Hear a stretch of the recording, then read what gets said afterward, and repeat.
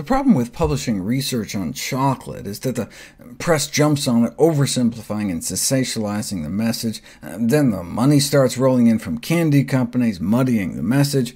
But lost in all that is an important idea that the flavanol phytonutrients in cocoa do appear to be beneficial.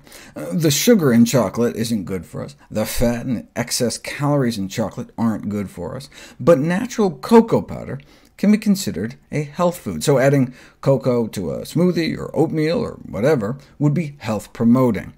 But ideally, choose unprocessed, undutched cocoa, since the flavonols are what give cocoa its bitterness, so they try to process cocoa with alkali to destroy them on purpose. Thus, when it comes to cocoa, bitter appears to be better. In my video on chocolate and artery function, I showed how dark chocolate could improve the function of coronary arteries in the heart within 2 hours of consumption using fancy angiography, but there are some blood vessels you can visualize with your eyes. The blood vessels in your eyes. 2 hours after eating dark chocolate, significant improvement in the ability of the little veins in your eyes to dilate. What about the blood vessels in your legs? Peripheral artery disease, atherosclerosis in the arteries feeding your limbs, leading to claudication, a crampy pain in your calf muscles when you try to exercise due to impaired blood flow. So maximal walking distance and maximal walking time were studied in 20 peripheral artery disease patients 2 hours after eating dark chocolate with a respectable 85+% cocoa, or after eating wimpy milk chocolate. After the dark chocolate, they could walk about a dozen more yards in about 17 more seconds than before the dark chocolate, but after the milk chocolate, they weren't even able to walk as far as baseline in not a single second more.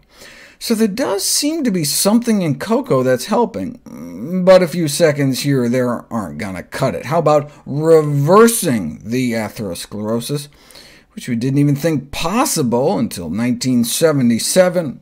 Wait, what happened in 77? Dean Ornish didn't start publishing on heart disease reversal until 1979. Well, actually, the first demonstration of atherosclerosis reversal with a cholesterol-lowering diet and drugs wasn't on the coronary arteries going to the heart, but rather the femoral arteries going to the legs. What about the arteries going to the brain? Well, there's a non-invasive way to measure arterial function within the brain using transcranial ultrasound. If you ask someone to hold their breath, the brain says, uh-oh, and starts opening up the arteries to increase blood flow to compensate.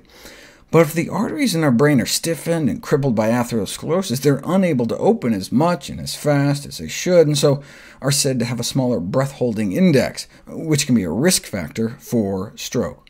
So researchers designed an experiment in which they compared the results of a target food to something neutral like oatmeal. So did they choose like a spoonful of cocoa powder or something? No. A randomized crossover trial of oatmeal versus a deep-fried Mars bar. Wait, why a deep-fried Mars bar? Well, this was published in the Scottish Medical Journal, and evidently deep-fried Mars bars, a snack strongly associated with Scotland. Wait, is this just an urban legend or something? No, 627 fish and chip shops in Scotland were called to ascertain the delicacy's availability, and more than 1 in 5 said, yeah, selling up to 200 a week. Just follow the signs. Comes out a little something like this. Batter-dipped and deep-fried Snickers bars and pizza were evidently less popular. The researchers conclude that it's not just an urban legend. Encouragingly, they did find some evidence of the penetrance of the Mediterranean diet, albeit in the form of deep-fried pizza. Could this be contributing to Scotland having among the highest stroke rate in Europe? Well, they put it to the test, and interestingly, there was a significant drop in men compared to women. Maybe men are from Mars, women are from Snickers? Regardless, what about chocolate that's not deep-fried? There's been a few population studies that have followed people over time, and found that those who ate chocolate appeared to have lower stroke rates, since confirmed by another study, but maybe chocolate consumption just happens to be related to other behaviors that are heart and brain healthy. Like, hey, people that exercise a lot have to eat more food, period, so maybe they eat more chocolate. They didn't see any evidence of that, but you can't account for everything. I mean, to prove cause and effect, you'd have to randomize people into two groups, make half eat chocolate, the other half not, and follow them out for a decade or two, to which one researcher replied, "Fat chance you try to get people into a study where they could be randomized to 16 years without chocolate."